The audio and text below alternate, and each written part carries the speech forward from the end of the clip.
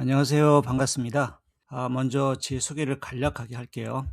저는 81학번입니다. 꽤 연식이 됐죠. 제가 하려는 얘기가 주로 영어에 관한 이야기가 될 것 같아요. 국제기구에 취업을 한다 그러면 당연히 뒤에 따라 나올 얘기가 그런 얘기겠죠. 저희 세대에게 영어는 그냥 바로 문법이었어요. 지금도 시중에 나오는지 모르겠지만 저도 중고등학교 때 성문종합영어, 맨투맨, 안현필 영어 실력 기초 이런 책들을 사가지고 문법 정복을 시도해 본 적들이 여러 번 있었거든요. 그런데 번번이 첫 장 명사편이죠. 거길 벗어나기도 전에 그냥 좌절감을 느끼면서 때려치곤 했어요. 왜 이 문장의 명사는 S로 복수를 만들면 안 되고 또 왜 저기서는 정관사를 쓰면 안 되는지, 이건 신물이 나도록 문법 설명을 들여다보고 외워도 꼬리에 꼬리를 물고 의문만 생기지 전혀 새로운 언어에 대한 관심이나 애착 같은 건 생기지 않더라고요. 그래서 영어와 나는 갈 길이 다른가 보다 하고 거의 포기를 한 때도 여러 번 있었죠. 이제 음원이라고는 라디오, 텔레비전밖에 없었던 시대였고, 카세트 테이프조차 굉장히 귀했거든요. 진짜 영어 발음을 들어보려면 그때 24시간 방송을 하던 주한미군 방송이 있었어요. AFKN이라고 그러죠. 그걸 들어야지 이제 네이티브들의 발음을 들을 수 있던 그런 때였거든요. 그런데도 학교에서 영어 시험을 봤다 하면 꼭 시험 첫 부분에 이제 인토네이션 문제, 그 문장을 말할 때 음의 고조, 이런 패턴을 알아맞히는 문제, 그리고 또 그 단어들, 명사, 동사, 악센트 위치를 묻는 문제, 이런 게 나왔어요. 그런 문제들은 운이 좋으면 맞추는 문제였지 별로 공부를 하거나 준비를 할 수 있는 영역이 아니었거든요. 중고등학교 시절에 저한테 영어는 그냥 공포 그 자체였어요. 요새도 별로 변한 게 없는 것 같긴 한데, 영어를 언어로 가르친 게 아니라 정답을 맞추기 위한 암호체계 이런 걸로 가르쳤던 거죠. 왜 그렇게 써야 되는지도 모르고 그냥 일본 사람들이 만들어 놓은 그 괴상한 문법 용어들을 갖다 머릿속에 막 구겨 넣는 시기였거든요. 그러다가 재미있는 일이 하나 생겼어요. 제가 이제 고등학교에 막 올라갔을 때인데 새로 만난 영어 선생님이 좀 특이한 캐릭터의 분이셨어요. 그러니까 제가 웬만하면 사람들 이름을 잘 기억 못 하거든요. 근데 제가 아직도 그 선생님의 조남만은 장상빈 선생님 또렷이 기억하고 있어요. 그러니까 그때 당시로는 좀 주류와는 조금 다른 영어 교육 철학을 가지고 계셨던 분 같아요. 그분이 이제 처음 영어 수업을 하시면서 내어주신 숙제가 있었는데 영어 일기를 써오라는 거였어요. 그러니까 지금으로서는 그저 그런가 보다 하겠지만 당시에 80, 70년대 이때 고등학교 2학년 영어 수업 시간에 영어 일기라는 숙제를 내주는 건 생소하기가 짝이 없는 일이었죠. 물론 매일매일 영어 일기를 써오라 이런 그런 턱없는 주문은 아니었고, 그냥 어쩌다 그날 하루 일기를 써오라 이런 숙제를 몇 번 내주셨던 것 같아요. 아까 말했다시피 저는 영어에 관해서는 거의 포기 상태였기 때문에 전 그 숙제가 굉장히 부담스러웠어요. 부담스럽기 짝이 없었죠. 근데 그때만 해도 굉장히 그 학교가 좀 터프했던 때였거든요. 그러니까 숙제를 안 해가면 뺨 따기는 기본이고 하여튼 종아리를 맞아도 이제 피가 터지게 그렇게 맞는 시절이었으니까 그 숙제를 안 해간다는 건 옵션이 아니었죠. 그래서 이제 기껏 제가 꾀를 낸 게, 오늘 영어 선생님이 일기를 써오라는 숙제를 내주셨는데 뭘 써야 될지 모르겠다. 아는 단어도 없고 쓸 내용도 없고 참 어렵다. 이런 식으로 그냥 한 페이지를 채워갔어요. 어려운 단어도 안 썼겠죠. 다음날 그 영어 시간에 이제 선생님이 숙제 검사를 하시는데 무작위로 이제 하셨거든요. 다 할 수는 없으니까 학생들이 많으니까. 근데 하필 내 앞에 딱 오셔가지고 쓰시더니 내 공책을 집어드신 거예요. 근데 가슴이 얼마나 철렁했는지 지금도 생생해요. 선생님이 그때 뭐라고 얘기를 하셨냐면, 야, 요놈 봐라. 우선 글씨부터 이게 글씨라고 써온 거냐, 아주 하기 싫어 죽겠다는 티가 줄줄 나는구만. 한번 이제 뺨을 나르기 전에 한번 이제 경고로 몇 마디 하시는 거죠. 애들 다 들으라고. 큰 소리로 내가 써온 일기를 읽으셨어요. 근데 처음에는 이제 건성으로 선생님이 읽으셨죠. 근데 선생님이 쭉 그 한 페이지를 그렇게 읽으시더니, 그래, 일기는 이렇게 쓰면 되는 거야. 어렵게 생각할 거 없어. 이렇게 칭찬을 하시더라고요. 그래서 제가 그때 정말 굉장히 놀랐어요. 야, 살다 보니 내가 영어로 칭찬을 다 받다니. 또 영어가 이렇게 프리스타일, 그러니까 자유로운 과목일 수도 있구나. 그런 일종의 깨달음? 그런 어떤 영감, 인스피레이션을 그때 가졌던 거죠. 그래서 그때부터 좀 이제 영어 공부에 관심을 가졌던 것 같아요. 그래가지고 저는 이제 선생님이 내 문장 그걸 칭찬하셨잖아요. 그래가지고 이제 문법은 그냥 내버려 두고 문장을 쳐다보는 영어 공부를 시작했어요. 그때 이제 그런 책들이 많았는데 한쪽은 한글로 한쪽은 영어로 이렇게 한글하고 영문을 번갈아 가면서 이렇게 보면서 공부를 할 수 있는 그런 책들이 있었거든요. 뭐 리더스 다이제스트지나 또 무슨 타임 연구, 지금도 막 몇십 년이 지난 책인데 제가 지금 귀중하게 간직하고 있는데 그런 걸 보고 이제 읽기 시작했어요. 좀 보다가 조금 문장들이 눈에 들어오고 좀 익숙해지니까 그다음에 이제 겁도 없이 이제 뭐 10문장 읽어야 하나가 이해가 될까 말까 싶은 그런 이제 타임지 같은 거 그런 것도 사다 놓고 이제 들여다봤죠. 그렇게 공부를 하니까 영어가 좀 재미있더라고요. 그래가지고 이제 고등학교 졸업하고 제가 신학대학을 갔었거든요. 뭐 반학교도 안 다니다 그만뒀지만, 근데 신학대학교를 들어가니까 신기하게 이제 구약학이라는 학문을 가르치시던 여자 교수님이 계셨는데, 뭐 다짜고짜 신입생들한테 원서 교재, 그것도 쉬운 게 아니라 굉장히 어려운 원서 교재를 그냥 애들한테 떠넘겼어요. 뭔가 일종의 어떤 경고 같은 거였겠죠. 앞으로 너희들이 공부를 하려면 아카데믹한 레벨이 이 정도는 돼야 된다. 이런 걸 경고를 하시기 위해서 그랬는지 모르겠지만, 근데 저는 그 책이 별로 부담스럽지가 않더라고요. 좀 읽어보니까. 어찌됐건 이제 한 반학기쯤 다니다 보니까 그 신학 공부를 제대로 하려면 아무래도 철학부터 제대로 해야 될 것 같다. 이런 생각이 들어가지고, 이제 신학대학을 중퇴하고 다시 시험을 치러가지고, 다른 대학교 철학과에 입학을 했어요. 그 당시는 이제 대학교 들어가면 영어 특별 시험이라는 게 있었어요. 지금도 있는지 모르겠는데 대학교 들어가면 영어를 교양 영어로 배우잖아요. 근데 이제 영어가 어느 정도 수준에 올라간 사람들이 있으니까 그런 사람들은 교양 영어를 또 공부할 필요가 없잖아요. 그러니까 그런 사람들을 시험을 봐가지고 뽑아가지고 그냥 너희들은 영어는 A 플러스다. 그 대신 그때 이제 영어가 4학점인가 그랬는데 4학점 A 플러스를 받고 그 학점만큼 그냥 다른 공부를 할 수 있게 해주는 제도였어요. 그러니까 굉장히 유리한 제도였죠, 학생들한테. 그러니까 평균 점수도 올라가고 또 학점도 더 빨리 채울 수 있고. 하여튼 그 시험을 봤는데 제가 그 시험에 합격을 했어요. 문과 전체에서 뭐 한 두세 명밖에 안 됐던 것 같은데 하여튼 뭐 영어에 관해가지고 굉장히 짧은 시간 동안에 레벨이 올라간 거죠. 학교를 졸업하고는 이제 공군 통역장교로 생활을 했고 영어는 기본 시험이었고 뭐 또 따로 영어를 하나 더 봤던 것 같아요. 통역장교라고 제가 말씀을 드렸는데 그때는 통역장교라는 건 따로 없고 병과가 이제 관제장교였어요. 이게 발음을 잘해야 돼. 관제하고 관제, 아이하고 어이. 그러니까 관제장교는 뭐냐면 부대 재정 물자를 담당하는 격리 담당이죠. 그리고 관제는 에어 트래픽 컨트롤 오피서. 그러니까 전투기의 기동을 돕는 장교예요. 이 사람들은 이제 미군 전투기 조종사들하고 이제 무선 통화도 해야 되고 팀 스피릿 훈련 이런 게 있을 때는 이제 연락 장교로 파견도 나가고 그랬으니까 뭐 통역 일도 했죠. 지금은 아예 통역 장교들을 따로 뽑는데 TMI일지도 모르지만 이제 제 큰아들이 아빠의 뒤를 이어가지고 통역 장교로 근무를 했었어요.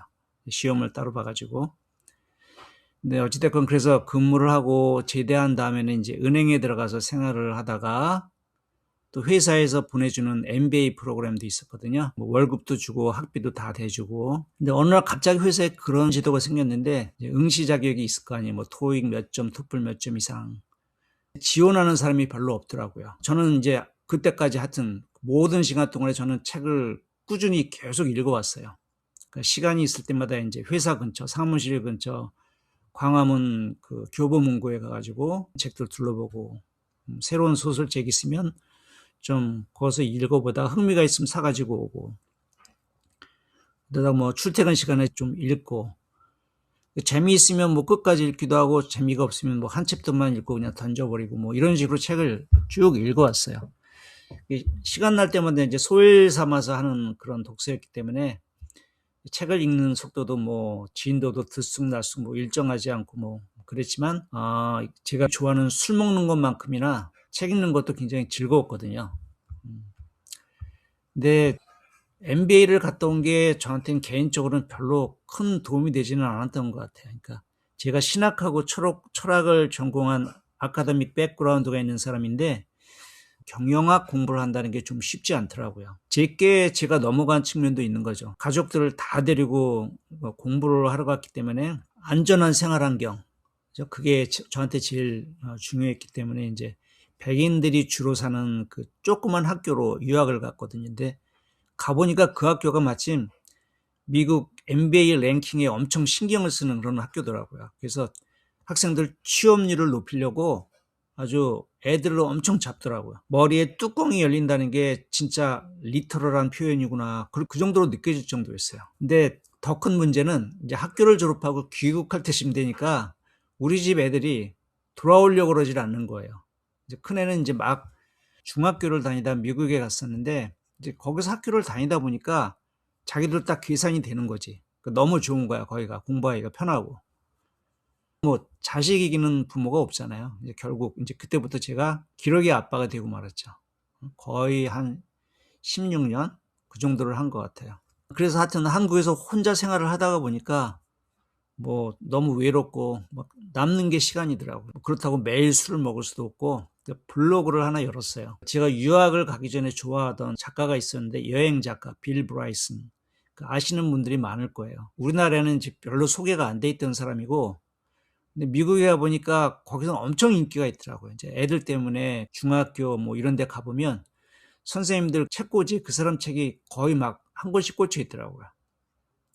근데 미국에서 돌아와 보니까 우리나라에서도 그분의 책이 선풍적인 인기를 끌고 있더라고요.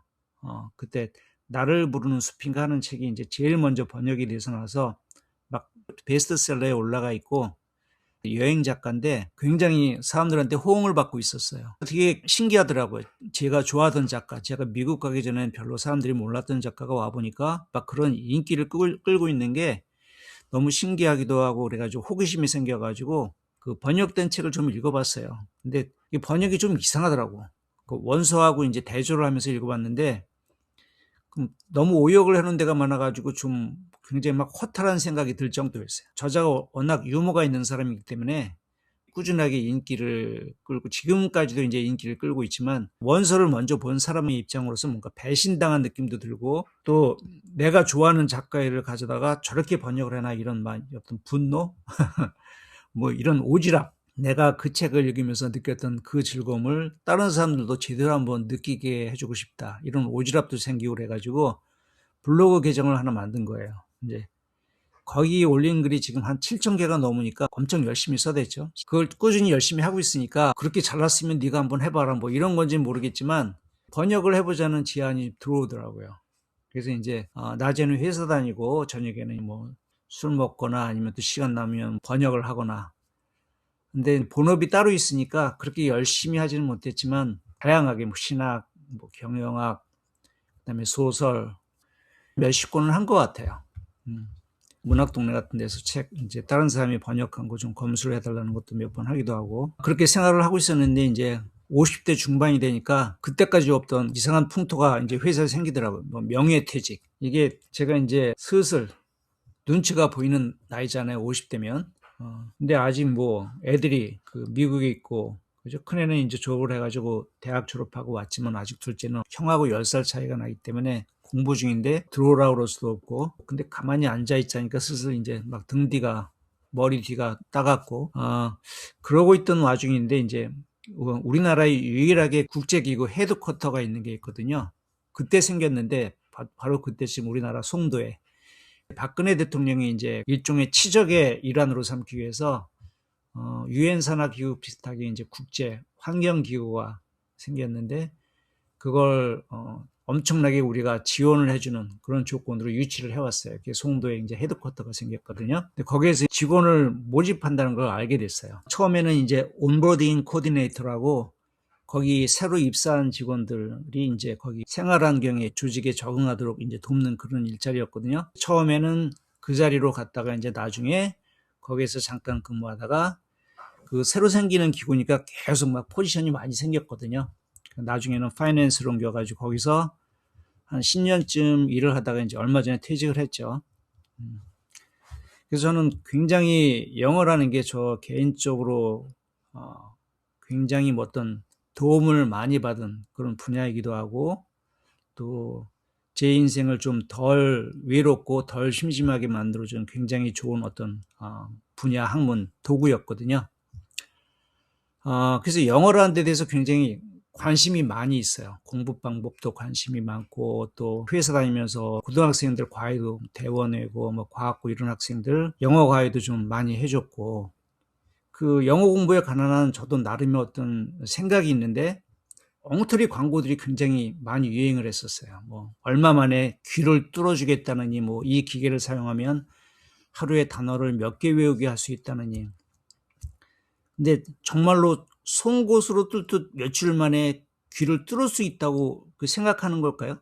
가령 그 방법이 효과가 있어가지고 외국인의 말을 들으면 눈앞에 그 사람이 하는 말이 알파벳이 자막처럼 눈앞으로 쫙 지나간다고 치자고요. 그 문장은 이해를 할 수 있어요? 똑딱인지 딱똑인지 뭐 그런 기계도 있었는데 그걸 듣고 있으면 뇌에 꾸역꾸역 단어를 쑤셔 넣어준대. 근데 그렇게 머리에 쑤셔 넣어진 단어들이 그 상황에 따라서 그 자연스럽게 나올 수 있겠어요? 정신분열증이나 걸리지 않으면 다행일 것 같아요. 어린아이들이 어른들의 말을 귀에 못 들어서, 그 일반인들이 그 법관들이 하는 말을 잘 이해를 못 하잖아요. 그죠? 로이어나 이런 사람들 하는 말을 잘 이해를 못 하는 게 그 사람들의 말이 안 들려서 그러는 거예요? 아니에요.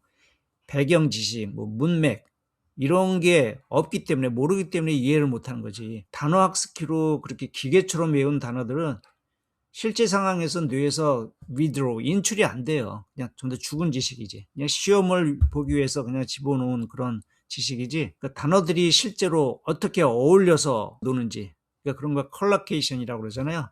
그런 걸 모르면 아무리 단어들을 뭐 사전 하나를 다 외워도 그건 머릿속을 어지럽히는 그냥 소음일 뿐이지, 그 책을 진짜로 읽으면서 문장의 흐름을 타본 사람이 그런 소리를 들었을 때 머릿속에 이제 의미의 지도가 그려지는 거거든요. 문법, 아직도 이제 문법을 맹종하는 사람들이 꽤 많이 있어요. 그래서 굉장히 놀라워요. 되게 희한한 일이었는데, 제 아내하고 애들이 살고 있던 미국 마을, 거기가 좀 한적한, 굉장히 뭐 대도시는 아니고 한적한 그런 쪽이었는데, 거기에도 한국 학원이 있더라고. 한국에서 이제 애들이 공부에 찌들려 사는 게 안타깝고 딱해서 애들을 데리고 이민 온 집들이에요.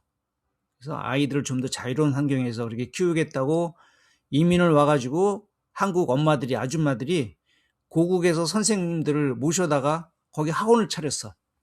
그러니까 더 웃기는 건 거기서 성문정합 용어를 가르치고 있어요. 그러니까 정작 자기들 아빠 엄마들은 이제 애들은 몇 년 살다 보면 네이티브가 다 돼. 그래서 뭐 관청이나 어디 갈 때는 자기들이 말이 안 되니까 애들 데리고 와가지고 애들한테 통역하라고 그래. 그렇게 살고 있으면서, 야, 그래도 문법은 한 권 떼야지 그도 제대로 영어 공부를 하는 거지. 막 아줌마들이 얼마나 확신이 찬지 모르겠어. 자기들끼리 모여가지고 담합을 해가지고 선생님을 초청해 오는 거야. 그래가지고 학원을 차려가지고 거기서 성문정합 용어를 갖다가 공부시키고 막 강요를 하는 거야. 배워야 된다고. 문법이 그렇다고 무익하거나 쓸모가 없다고 얘기하려는 건 아니에요. 하지만 제 생각엔 문법은 사후적인 기능을 담당한다고 그렇게 생각해요.